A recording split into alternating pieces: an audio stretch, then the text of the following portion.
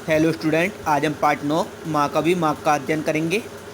मरुभूमि राजस्थानम न केवलम वीरानाम भक्तानाम च भूमि अस्ति अपितु विदुषानाम महाकवीनाम अपि भूमि।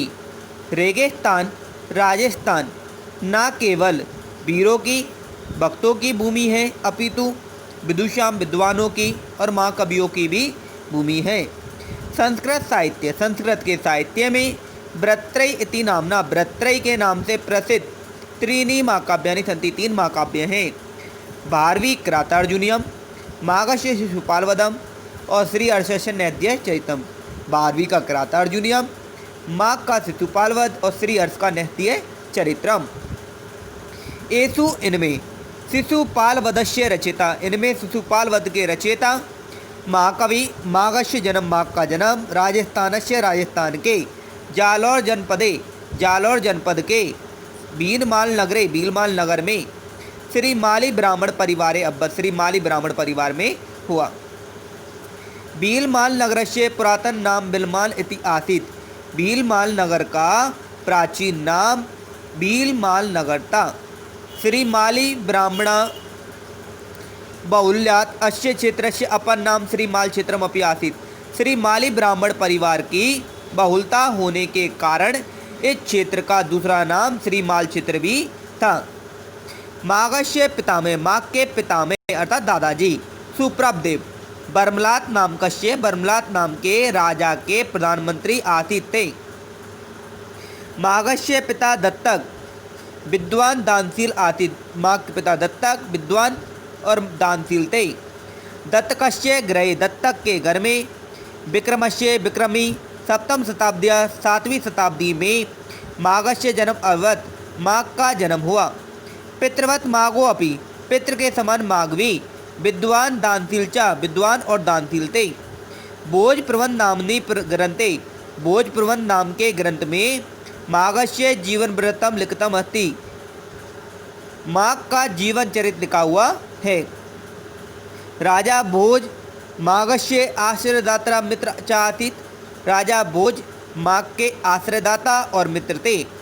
एकदा दानशील माघ निर्धनम जाता, एक दिन दानशील माघ गरीब हो गए।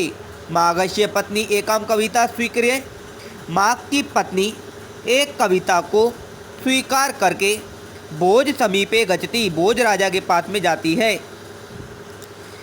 भोज तस्य प्रभुत्तम धनम ददाति, भोज राजा उसके लिए अत्यधिक धन को देता है।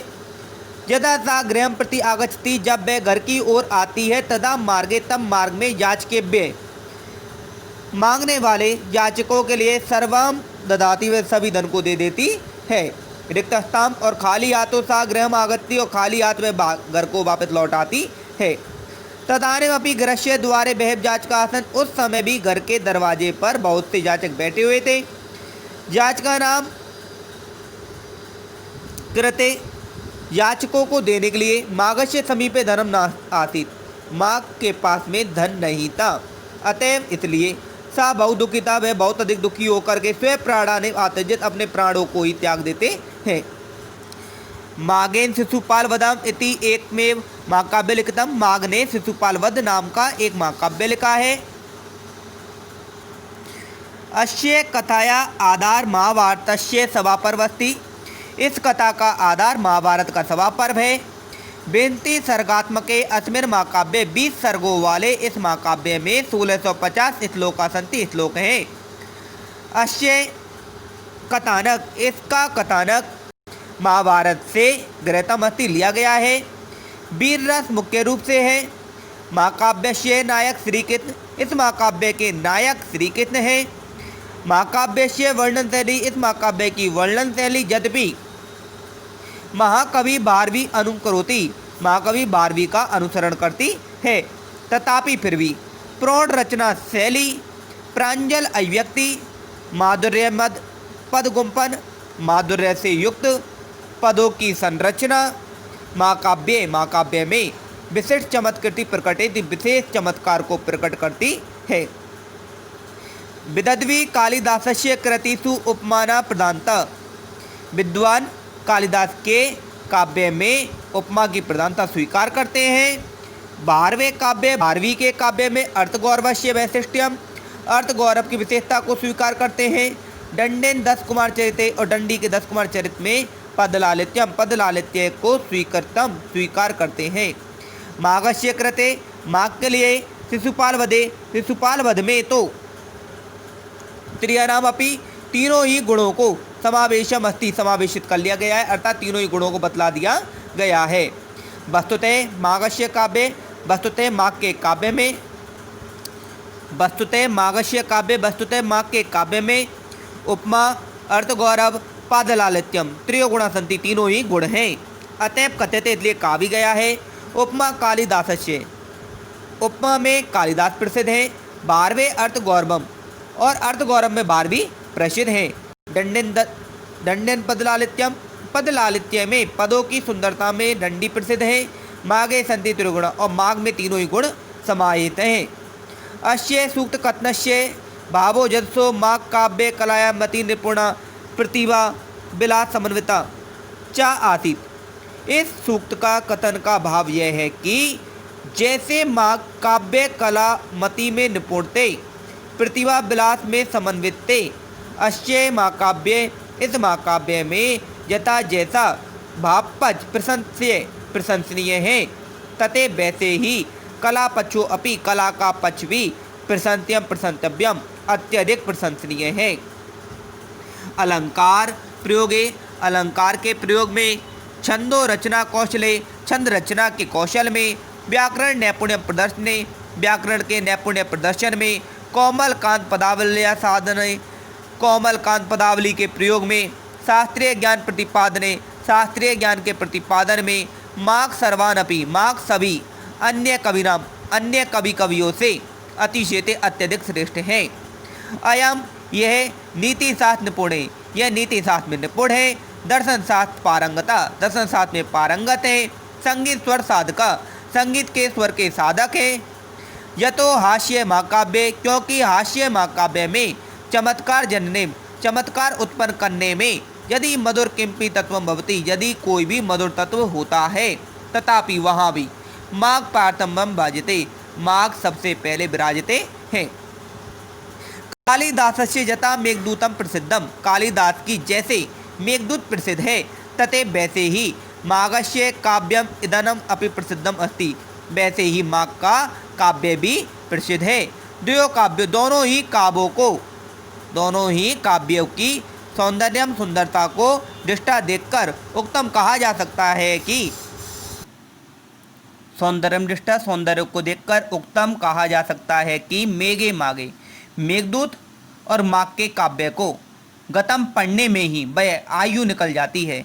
महाकवि माघेन, महाकवि माघ के द्वारा शिशुपालवध महाकाव्य से, शिशुपालवध महाकाव्य के प्रथम नवसर्गेशु, प्रथम 9 सर्गों में स्वयं अच्छे, अपने अच्छे शब्दकोश के पूर्ण प्रदर्शन कृतम, पूर्ण प्रदर्शन कर लिया गया, अर्थात समाप्त नहीं होने वाले शब्दों का पूर्ण प्रदर्शन कर लिया गया है।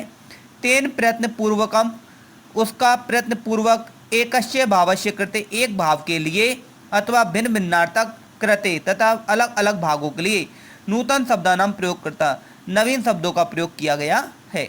अतएव कथ्यते, इसलिए कहा भी गया है। नव सर्गते मागे, नव शब्दों न विदते, माघ काव्य के 9 सर्गों के बाद में फिर कोई भी नवीन शब्द शेष नहीं बचता है। समीक्षका नाम दृष्टापि, समीक्षकों की दृष्टि से भी माघे माघ ही श्रेष्ठ अति श्रेष्ठ हैं। तेषाम अनुसारेण, उनके अनुसार 12वें शोभा, 12वीं की शोभा माघस्य उदयात पूर्व, माघ के उदय होने से पहले ही दिखलाई देती है। अतएव उच्यते, इसलिए कहा भी गया है। तावत तब तक ही 12वें भांति सूर्य की क्रांति शोभमान है, यावत जब तक माघस्य न उदय, माघ का उदय नहीं हो जाता, तक माघ का मास नहीं आ जाता, अर्थात फरवरी का महीना नहीं आ जाता। माघस्य उपमेयम वैशिष्ट्यम उदाहरणम, माघ की उपमा की वैशिष्ट्य का उदाहरण इस प्रकार भी कहा जा सकता है। उद्यति वित्त ध्वज रश्मि रज्जाम बेहमी रुचो हिम दामनी जाति चा अस्तम। प्रस्तुत पंक्ति बताया, वित्तोदय रश्मि रज्जाम अर्थात लंबी लंबी तथा ऊपर की ओर रस्सी के समान, हिम दामनी फैलती हुई सूर्य की किरणें, अर्थात सूर्य के उदय हो जाने पर, और चंद्रमा के अस्त हो जाने पर। लंबी लंबी तथा ऊपर की ओर रस्सी के समान फैली हुई किरणों वाले सूर्य के उदय हो जाने पर तथा चंद्रमा के अस्त हो जाने पर। बहती गिरियम अर्थात रेवतक पर्वत के समान। विलंबिन घंटा द्वय 2 घंटाओं से सुशोभित गजराज के समान शोभा को धारण कर रहा है। अर्थात रेवतक पर्वत 2 घंटाओं से सुशोभित गजराज के समान शोभा को धारण कर रहा है। अयम दृष्टवा इसे देखकर ही माघ घंटा माघ को घंटा माघ के नाम से प्रसिद्ध हुए। माघस्य अर्थगौरवस्य सौंदर्यमपि दृश्यते। माघ के अर्थगौरव में सौंदर्यता भी दृश्यते दिखलाई देती है। अर्थगौरव की सुंदरता दिखलाई देती है, इसलिए कहा भी गया है मय्यास प्रकृत्या मितवासीन। महापुरुष प्रकृत्याम स्वभाव से ही मितवासीन कम बोलने वाले होते हैं। सर्व स्वार्थ समयते सभी लोग स्वार्थ में ही जी रहे हैं, अर्थात अपना भला चाहते हैं।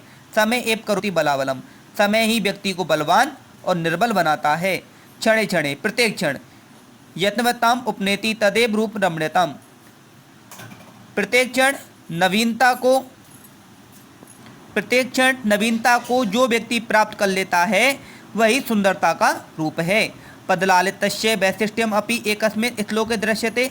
पदलालित्यम की विशेषता भी एक श्लोक में दिखलाई देती है कि मधुर्या मधु विदुत माधवी मधु समृद्धि समेदिता मेद्या मधुकांत अग्न्या महुर्मंदम ध्वनिकृताम निजता अक्षरम उज्जगे। अर्थात मनोहारिणी बसंत ऋतु से विकसित की गई, अर्थात बसंत में खिली हुई माधवी लता के पराग से बढ़ने वाली कटी वाली बसंत ऋतु में विकसित माधवी लता पराग से पल्लवित होकर के मध्य पंक्ति वाली मधुर ध्वनि को करती हुई भंवरी गीत गाती हुई उच्च स्वर में गीत करती है। इस पंक्ति बताया गया है कि जब बसंत ऋतु का समय आता है तो सभी लताओं में पुष्प पराग समन्वित हो जाता है, भंवरे ध्वनि करने लगते हैं और अपनी मधुर ध्वनि की गुंजार से बसंत ऋतु के शुभ आगमन को दिखलाते हैं। संक्षेपत स्पष्टम में संक्षेप में स्पष्ट है कि माघ काव्य निर्माण में तथा कला पक्ष में उत्कृष्टता को स्वीकार करते हैं।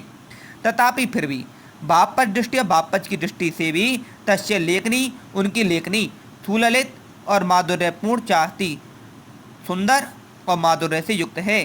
संस्कृत के साहित्य में भर्तृहरि के नाम से इनका महाकाव्य गणना की गई है। इनके महाकाव्य की गणना की गई है। सुरभारती सम उपास का नाम देववाणी संस्कृत के उपासकों के लिए महाकवि माघ परम आदरणीय है।